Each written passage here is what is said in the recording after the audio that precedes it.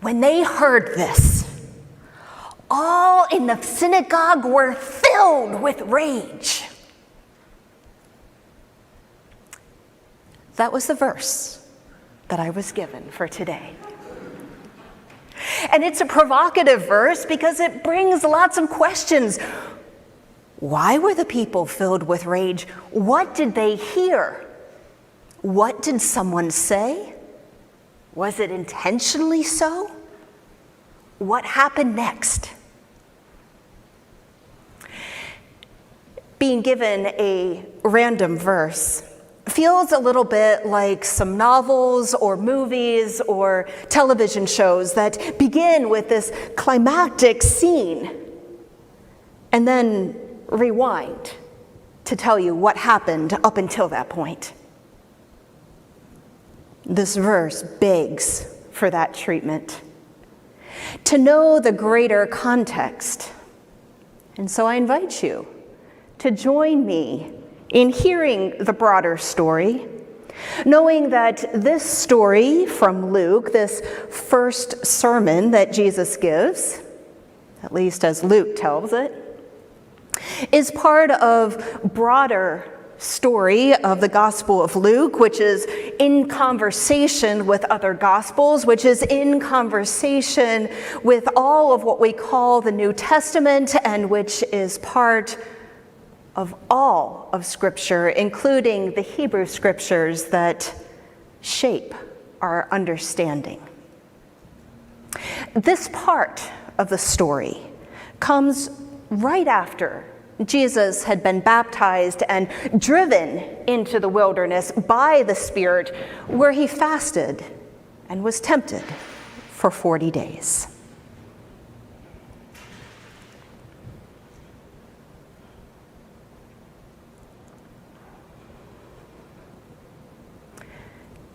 Then Jesus, filled with the power of the Spirit, returned to Galilee, and a report about him spread through the surrounding country.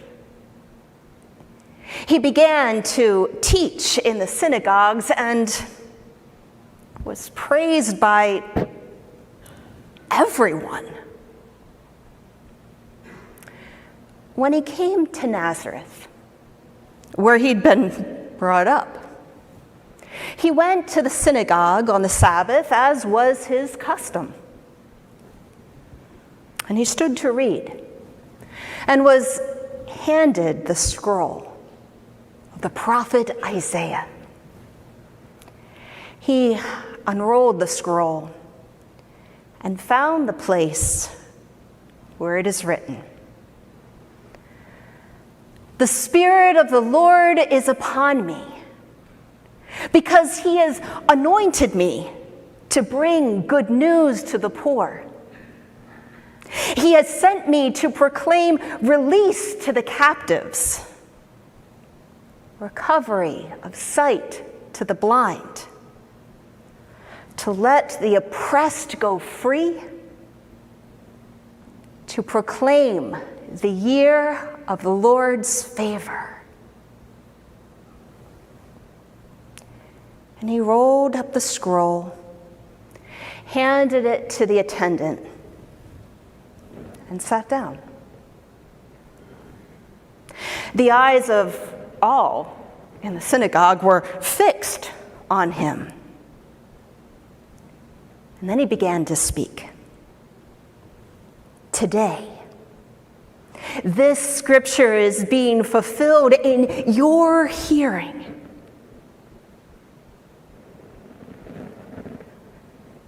When they heard this, all spoke well of him and were amazed at the gracious words that came from his mouth. They said, "Isn't this Joseph's son?" And then he said to them, "No doubt you will quote to me this proverb, 'Doctor, cure yourself.' And you will say, 'Do here in your hometown the things that we've heard that you did in Capernaum.' Very truly, I tell you, no prophet is accepted in the prophet's hometown. But the truth is,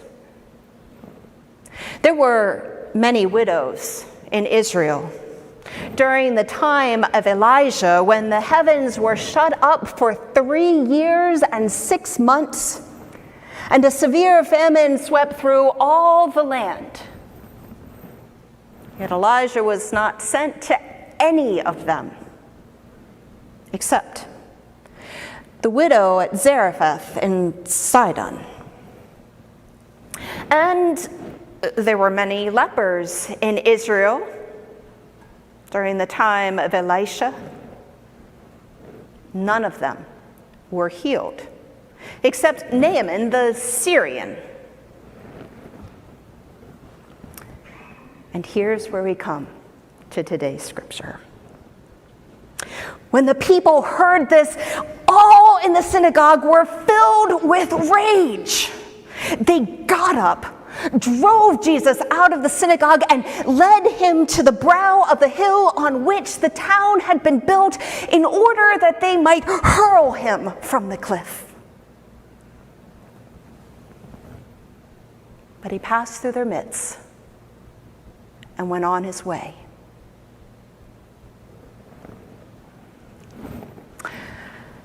So now you know the broader story. And maybe some questions are answered. We know who the people were angry at. There may be some questions that remain. Why were they angry at the words that he spoke?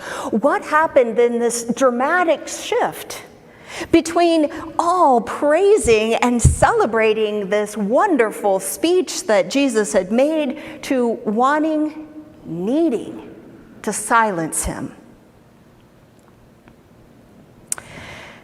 At the beginning, the scroll that Jesus read, the words contained in it, and his pronouncement that on this day it was being fulfilled in their hearing, is a cause for celebration.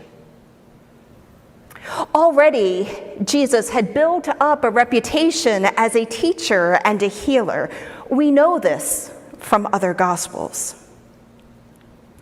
In his pronouncement of the year of the Lord's favor, those with awareness and memory probably felt a stirring of hope. Nazareth was a Jewish community surrounded by Gentile cities. The people of Nazareth were glad to have Jesus, their homegrown celebrity of sorts, in their midst, to share some of the wisdom and healing that they had heard he had offered in these other places. Members who knew him as a child also recalled promises of Jubilee, hope for deliverance that had been carried from the time their ancestors had been in the wilderness, a clan-based nomadic society. And although they settled in Nazareth and other places, they were a people united in the awareness that they had been called out by the one God. And through times of plenty and times of exile, they lived with an understanding and a trust that as they were faithful to God's commandments, God would be faithful to them. They were a chosen people, blessed by a covenantal relationship with Adonai. While they had not always lived up to their end of the covenant, Adonai had been faithful, and their sense of shalom depended on continued faithfulness and loyalty, even while under Roman occupation. With that came an undertone that required at least some distance from those of other nations. And although no one in that gathered space likely thought of Jesus as Messiah, he was, after all, Joseph's and Mary's son, Perhaps as Jesus began to speak, he could see the hope come alive in the faces of this gathered body in the synagogue. This building hope that perhaps God had truly sent him to announce the long-promised Jubilee and the freedom that would come with it.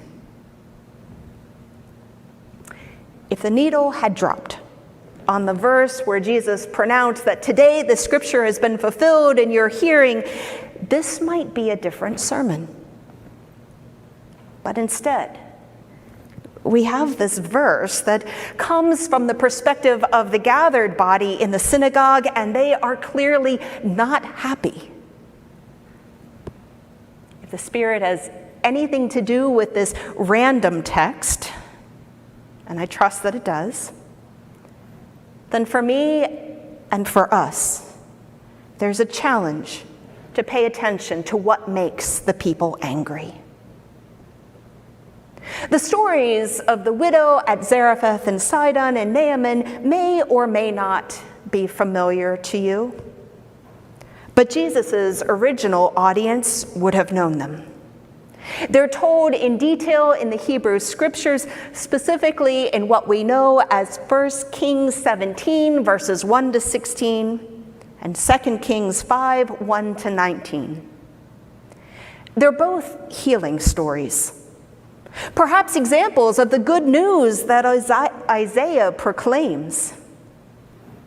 After all, isn't it a good thing that in the middle of a long drought, a widow receives a blessing so that her jar of meal and her jug of oil never empty until it rains again? For her willingness to show Elijah to care for his needs by risking her last bit of water and bread, she and her son experienced sustenance not so different from the Israelites who had daily manna in the wilderness. As for Naaman, although he is at first reluctant to follow the prophet's instructions, ultimately his willingness to yield his power to a prophet's commands lead to his skin being restored. To our ears, they sound like examples of God's expansive mercy. But there's a shadow side to these stories, one that Jesus knows, and so do those in the synagogue. In fact, the very way that Jesus frames these stories makes that shadow side rise to the surface. Because instead of affirming their hopes and their status, that they would soon see God make things right by toppling the occupation by Rome, he lifts up those who are outsiders to Nazareth and to the faith. The widow at Zarephath was in Sidon, the birthplace of Jezebel, who tormented Elijah. It was not only Gentile land, it was the birthplace of Baal worship. There could hardly be a less likely location for God to show up and show mercy. And yet to this woman, and this woman alone, God sends Elijah on this mission of hope and life-giving help. Now, some Christian scholars say this is an indication of God removing favor from the Israelites and extending it to the Gentiles. If you're a Gentile, that's good news to you. But it's unlikely that Jesus, speaking to a Jewish audience, being Jewish himself, would uphold this interpretation.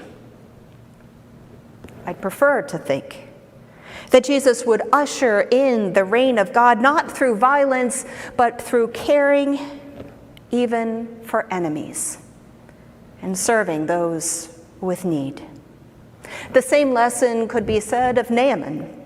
As a Syrian commander, he was a threat to Israel, A fact made obvious that in the story there is the presence of this young girl who was taken captive from Israel. She's the one who announces about this prophet, man of God, who could heal him. Whatever age she was when she was taken, or age that she is now, however long she's been pushed into service for Naaman's wife, she remembers and believes that Elisha is able to perform miracles by God's power. Like the widow, Naaman finds wholeness. We even have an account of him confessing faith in the one God. To Christian ears, this conversion may be the primary takeaway from this story, a hint that Jesus would seek to convert Gentiles to Judaism. But Jesus doesn't spend a lot of time in Gentile areas. And those who heard his message in the synagogue were not focused on how Naaman's life was made better. They were more likely focused on how hard life was for them right here and now. And the more Jesus spoke, the angrier the people became. Just who did he think he was? This hometown boy had linked himself to the prophets, first directly by stating that prophets are not accepted in their hometown, and then indirectly by telling two stories of prophets. Furthermore, they are stories that champion the very ones who were threats to Jewish identity and the hope for God to make things right. Forget about knowing him growing up and extending grace to this young upstart. He came offering promises of one anointed by God, a title for Messiah. And none of the benefits seemed extended to the ones who had watched him grow up. Well-meaning Christians may look to Jesus as one who, unlike all of the other Jews around him, cared about Gentiles and wanted them to be included. Amy Jill Levine, Jewish New Testament scholar, counters this perspective. There was a court of Gentiles in the temple, and they are named in Scripture as patrons of the synagogues, worshipers of God.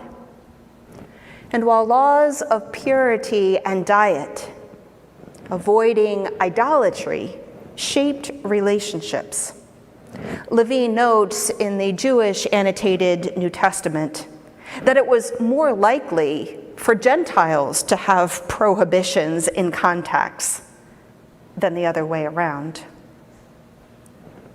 So what infuriated this body?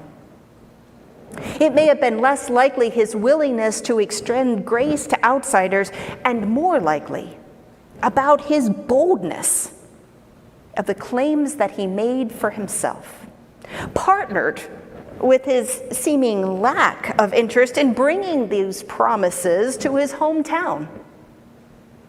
Those in the synagogue didn't necessarily hate outsiders, but they were aware of the injustices they had experienced by those who came from other nations.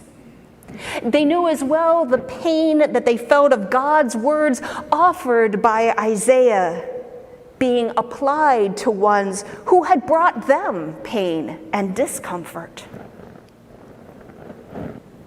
On the surface, this scripture seems like a simple statement about how Jesus is bringing good news of release to the oppressed, and how narrow-minded people in his hometown refuse to accept him or his message. It would be nice if we could have such a simple lesson, but I believe the story pushes us deeper than that. These characters are not two-dimensional, nor are they enemies. They are angry, and we are challenged with how to live with that anger, even as we affirm Jesus' message of peace and healing. If we dig deep enough, there may be parts that are troubling about Jesus' response, the things that provoke the congregation's anger, stirring up responses to phrases that hadn't been asked, holding out promises of Jubilee and then not offering them. Our faith leads us to side with Jesus, and an understanding that justice is bigger than any one of us, even as we ask some of these questions of why he began with confusing and controversial statements. We hear the words of Isaiah, spoken through Jesus' mouth, and we celebrate the ways that we are called to put our hands and feet to this promise. As a congregation, you have been involved in refugee resettlement, in disaster relief, in teaching and calling forth leaders in the congregation to serve the church and the world. You have assembled health kits and relief buckets by the hundreds. Your connection to Nigeria is a gift of mutuality. The church as a whole, not just this building, has been a sanctuary and a shelter to people who yearn for good news and hospitality. You have nurtured the lives of children and have committed to extend care and shalom to people of all backgrounds and abilities. You have worked to make even this area accessible. You have committed to work on issues of racial justice, recognizing the largely unconscious roles many of us have played in benefiting from and perpetuating racism and white privilege, and particularly relevant to today. You have committed as a congregation to become a member of Supportive Communities Network.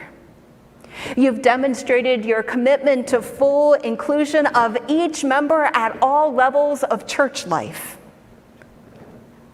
And you have paid the price of anger for that. Truly, you are striving to live out the good news of the gospel and the proclamation of Isaiah. And as you know, this good news that you celebrate, rightly so, is not seen as good news by all people.